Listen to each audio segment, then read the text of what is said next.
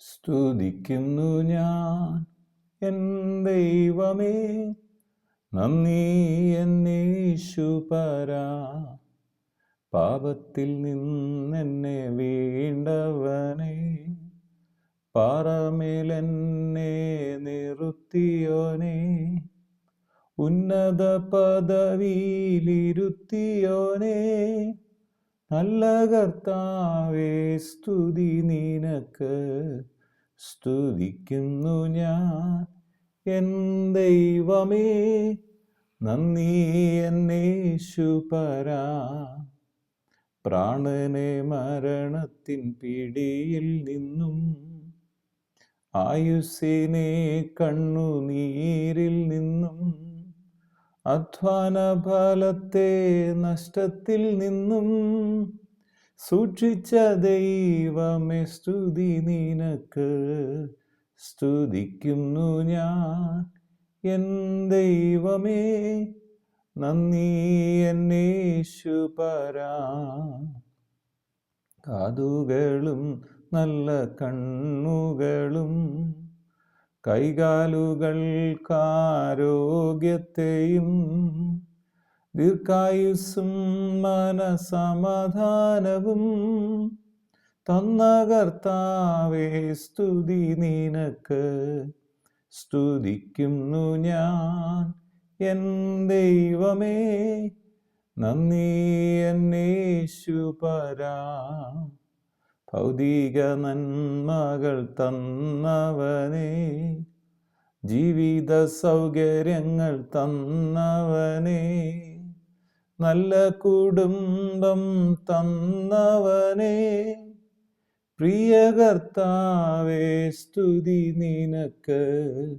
സ്തുതിക്കുന്നു ഞാൻ എൻ ദൈവമേ, നന്ദി എന്നേശുപരാ. സ്തുതിക്കുന്നു ഞാൻ എൻ ദൈവമേ, നന്ദി എന്നേശുപരാ. വീണ്ടും വരുന്ന യേശു ക്രിസ്തുവിൻ നാമത്തിലുള്ള സ്നേഹവന്ദനങ്ങൾ എല്ലാ പ്രിയപ്പെട്ടവരെ ഈ സമയത്ത് അറിയിക്കുന്നു. അപ്പോസ്തലനായ പൗലോസ് എഫേസ്യർക്ക് എഴുതിയ ലേഖനം 1-ാം അധ്യായം 5-ാമത്തെ വചനം. അവിടെ പറയാണ്, തിരുഹിതത്തിൻ്റെ പ്രസാദപ്രകാരം യേശു ക്രിസ്തു മുഖാന്തരം നമ്മെ ദത്ത് എടുക്കേണ്ടതിന്. ദൈവത്തിൻ്റെ, പിതാവാം ദൈവത്തിൻ്റെ ഹിതപ്രകാരം, നമ്മുടെ ഇഷ്ടപ്രകാരമല്ല നമ്മളെ ദൈവമക്കളാക്കി എന്നതാണ് അതിൻ്റെ അർത്ഥം. ദൈവത്തിൻ്റെ തിരുഹിതത്തിൻ്റെ ഇഷ്ടപ്രകാരം. അതുകൊണ്ട് ആ വാക്ക് ഉപയോഗിച്ചേക്കുന്നത് നമ്മെ ദത്ത് എടുക്കേണ്ടത്. നമ്മളിപ്പോൾ ഓർഫനേജിലൊക്കെ പോയി ഒരു കുഞ്ഞിനെ, മാതാപിതാക്കൾ, കുഞ്ഞുങ്ങളില്ലാത്ത മാതാപിതാക്കൾ ഒരു കുഞ്ഞിനെ എടുക്കാൻ ഓർഫനേജ് ചെന്ന് അതിന് ഒത്തിരി ഫോർമാലിറ്റീസ് ഉണ്ട്. അവരുടെ കുഞ്ഞായി തീരണമെന്നുണ്ടെങ്കിൽ അതിന് ദത്തെടുക്കാനാണ് പറയുന്നത്. ഇവരുടെ സ്വത്തിൻ്റെ ഒരു ഭാഗം ആ കുഞ്ഞിൻ്റെ പേരിലൊക്കെ എഴുതി അതിന് ഒരുപാട് കാര്യങ്ങളൊക്കെ ചെയ്തിട്ടാണ് ഈ കുഞ്ഞിനെ ദത്തെടുക്കുന്നത്. അപ്പോൾ ഓർഫനേജിൽ ചെല്ലുമ്പം ഒരു കുഞ്ഞ് വന്ന് ഞാൻ നിങ്ങളുടെ കുഞ്ഞായിട്ട് ഇരുന്നോളാം എന്ന് പറയുകയല്ല ചെയ്യുന്നത്. കുറേ കുഞ്ഞുങ്ങളെ നോക്കിയിട്ട് അതൊരു കുഞ്ഞിനെ അവർ ദത്തെടുക്കുകയാണ്. ഇഷ്ടപ്പെട്ട് സ്വന്തം മകനായിട്ടോ മകളായിട്ടോ തിരഞ്ഞെടുക്കുകയാണ്. അപ്പം ദത്തെടുക്കുമ്പം ആ കുഞ്ഞിൻ്റെ താല്പര്യപ്രകാരമല്ല, ദത്തെടുക്കുന്ന ആളിൻ്റെ താല്പര്യമാണ്, യജമാൻ്റെ താല്പര്യമാണ്. ഇന്ന് ഈ വചനം കേട്ടുകൊണ്ടിരിക്കുന്ന എന്നെയും നിങ്ങളെയും ദൈവം മക്കളാക്കി തീർത്തത് നമ്മുടെ ഇഷ്ടപ്രകാരമല്ല, ദൈവത്തിൻ്റെ ഇഷ്ടപ്രകാരമാണ്. നമ്മളെ ഓരോരുത്തരെയും യേശു ക്രിസ്തു മുഖാന്തരം പിതാവാം ദൈവം നമ്മെ മക്കളാക്കി മാറ്റിയത്. അതാണ് യോഹന്നാൻ എഴുതിയ സുവിശേഷം 1-ാം അധ്യായത്തിൽ പറയാണ്, അതിൻ്റെ 12-ാം വാക്യത്തിൽ പറയാണ്, അവനെ കൈക്കൊണ്ട് അവൻ്റെ നാമത്തിൽ വിശ്വസിക്കുന്ന ഏവർക്കും ദൈവ മക്കളാകാൻ അവൻ അധികാരം കൊടുത്തു. അപ്പോൾ യേശു ക്രിസ്തുവിനെ കൈക്കൊണ്ട് അവൻ്റെ നാമത്തിൽ വിശ്വസിക്കുന്ന ഏവർക്കും, എന്നിട്ട് പറയാണ്, അവർ രക്തത്തിൽ നിന്നല്ല, ജഡത്തിൻ്റെ ഇഷ്ടത്താലല്ല, പുരുഷൻ്റെ ഇഷ്ടത്താലല്ല, ദൈവത്തിൽ നിന്നത്രേ ജനിച്ചത്. ഒരു മാനുഷ്യ ഇഷ്ടത്താലല്ല നമ്മൾ ദൈവമക്കളായത്, ദൈവത്തിൻ്റെ ഇഷ്ടപ്രകാരമാണ്.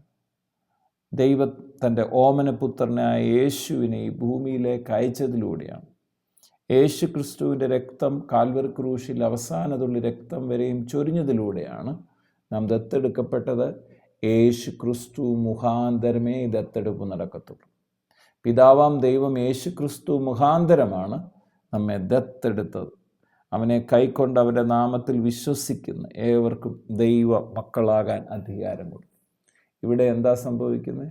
ആര് യേശു ക്രിസ്തുവിൽ വിശ്വസിക്കുന്നോ അവർക്ക് ദൈവ മക്കളായി തീരാൻ കഴിയും. റോമർക്കെഴുതിയ ലേഖനം 8-ാം അധ്യായം അതിൻ്റെ 14-ാം വാക്യം ഇങ്ങനെ പറയാണ്: ദൈവാത്മാവ് നടത്തുന്ന ഏവരും ദൈവത്തിൻ്റെ മക്കളാകും. എന്നിട്ട് പറയാം, നിങ്ങൾ പിന്നെയും ഭയപ്പെടേണ്ടതിന് ദാസ്യത്തിൻ്റെ ആത്മാവിനെ അല്ല, നാം അബ്ബാ പിതാവേ എന്ന് വിളിക്കുന്ന പുത്രത്വത്തിൻ്റെ ആത്മാവിനെ അത്രേ പ്രാപിച്ചത്.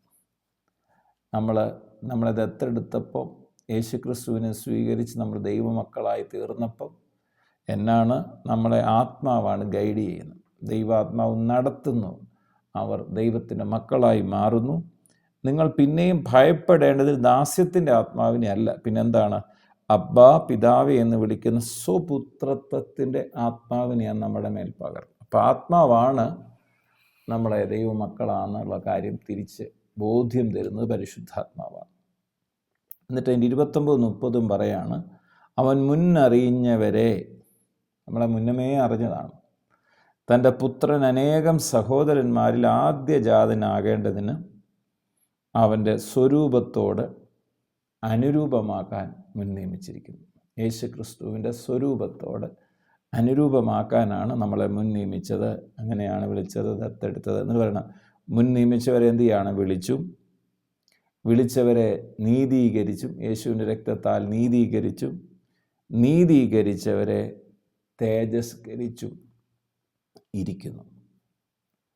നാം ഒരു കാര്യം മറന്നു പോകരുത്, നമ്മൾ ദൈവമക്കളായി തീർന്നത്, ആത്മാവിനാൽ ഗൈഡ് ചെയ്യപ്പെട്ടത്, അബ്ബാ പിതാവ് എന്ന് വിളിക്കുന്ന സ്വപുത്രത്വത്തിൻ്റെ ആത്മാവിനെ നമ്മുടെ മേൽ പകർന്നത്, ഇതൊന്നും നമ്മുടെ ഇഷ്ടപ്രകാരമല്ല, ദൈവത്തിൻ്റെ ഇഷ്ടപ്രകാരം, ദൈവത്തിൻ്റെ പ്രസാദപ്രകാരം യേശു ക്രിസ്തു മുഖാന്തരം നമ്മെ ദത്തെടുത്തിരിക്കുന്നു. പ്രാർത്ഥിക്കാം. നമ്മൾ മക്കളാണ്, മറന്നു പോകരുത്. പിതാവെ പ്രാർത്ഥിക്കുന്നു, യേശു ക്രിസ്തു മുഖാന്തരം ഞങ്ങളെ അവിടുത്തെ പ്രിയ മക്കളാക്കി ദത്തെടുത്തതിനായി സ്തോത്രം. ഞങ്ങളെ അവകാശികളാക്കി തീർത്തതിനായി സ്തോത്രം. ദത്തെടുക്കുമ്പോൾ അതിനകത്ത് പിതാവിൻ്റെ അവകാശങ്ങളോട് വരികയാണല്ലോ. അങ്ങനെ ഞങ്ങൾക്ക് തന്നിരിക്കുന്ന എല്ലാ അവകാശങ്ങൾക്കായി സ്തോത്രം. തിരിച്ചറിഞ്ഞ് അബ്ബാ പിതാവെ എന്ന് വിളിക്കുന്ന സ്വപുത്രത്വത്തിൻ്റെ അവകാശം ഞങ്ങളുടെ മേൽ പകർന്നിരിക്കുന്നുണ്ട്. പിതാവാൻ ദൈവത്തെ അപ്പ എന്ന് വിളിച്ച് ധൈര്യത്തോടെ ഏത് സമയത്തും അകൃപാസന മുൻപാകെ വരാൻ, മക്കളായി നിൽക്കാൻ, ആ പദവി നിൽക്കാൻ ഞങ്ങളെ പരിശുദ്ധാത്മാവ് സഹായിക്കണേ എന്ന് പ്രാർത്ഥിക്കുന്നു. എന്നെ കേൾക്കുന്ന രോഗികൾ ഇപ്പോൾ തന്നെ യേശു ക്രിസ്തുവിൻ അടിപ്പിണരുകളാൽ സൗഖ്യം പ്രാപിക്കട്ടെ. ഹൃദയഭാരങ്ങൾ യേശു ക്രിസ്തുവിൻ നാമത്തിൽ മാറിപ്പോകട്ടെ. ആകുല ചിന്തകൾ മാറട്ടെ, ഭയങ്ങൾ മാറിപ്പോകട്ടെ. യേശു ക്രിസ്തുവിൻ്റെ മഹത്വം ഓരോ വ്യക്തി ജീവിതങ്ങളിലും വ്യാപരിക്കട്ടെ. പ്രാർത്ഥിച്ച് അനുഗ്രഹിക്കുന്നു.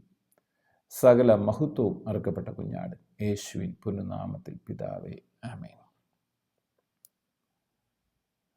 പാപത്തിൽ നിന്നെന്നെ വീണ്ടവനെ, പാറമേലെന്നെ നിർത്തിയോനെ, ഉന്നത പദവിയിലിരുത്തിയോനെ, നല്ല കർത്താവേ സ്തുതി നിനക്ക്. സ്തുതിക്കുന്നു ഞാൻ എൻ ദൈവമേ, നന്ദി എന്നേശുപരാ. സ്തുതിക്കുന്നു ഞാൻ എൻ ദൈവമേ, നന്ദി എന്നേശുപരാ.